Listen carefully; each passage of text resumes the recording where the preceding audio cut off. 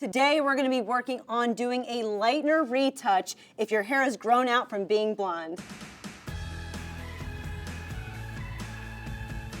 So before you begin your lightener retouch, there's something really important I want you to know, and that's the timing of your retouches. You need to make sure you're retouching your regrowth every 4 to 6 weeks. At least that's my recommendation. And here's why. If you do your hair before 4 weeks, you might end up overlapping the previously lightened hair because the root won't be grown out long enough. And if you wait after 6 weeks, you might experience banding. What is banding? Banding is when you retouch your regrowth and maybe outside that immediate line of lightness, you'll see an orange band wrapped around the hair. Let's jump into doing a lightener retouch.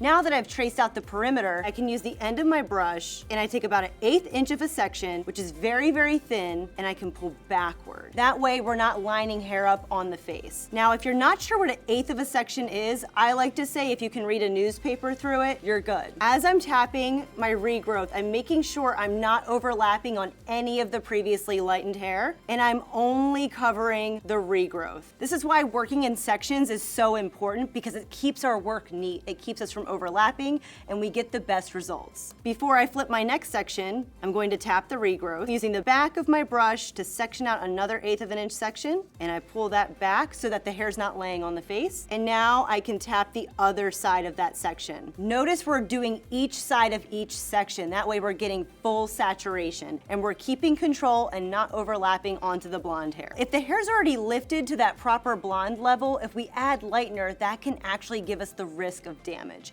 We don't want to create that risk, so we're going to avoid that pre-lightened hair. And notice when I pull the hair back, I'm using a lot of tension. This is going to ensure that I'm getting every single hair in a neat position and it's getting tapped and saturated with lightener. If you're new and you feel like you're losing control, feel free when you pull back with that tension, you can drop your brush, clip the front of the hair, and regain that tension because now you have your hand more available. When lightening the regrowth, it's also important to remember that naturally lighter levels of hair are going to process more quickly than lower levels of hair. So timing may differ depending on your hair type. As I work through the hair and I'm pulling the hair back, you might notice it's easy to get a little bit of lightener along the hairline and maybe even on the ear. A great way to avoid that would be to apply conditioner along the hairline and the ear to act as a barrier between the lightener and your skin. Due to the sensitivity of your scalp, I highly recommend not using above a 20 volume when applying lightener. Now that I've finished my sections, I'm going to cross-check. This is going to ensure that I've covered all the hair that I want to make sure touches lightener. So if I went in vertically, I'm now going to go in horizontally, opposite the way that I did my sections, and only tap the section that I missed. This will ensure complete coverage in making sure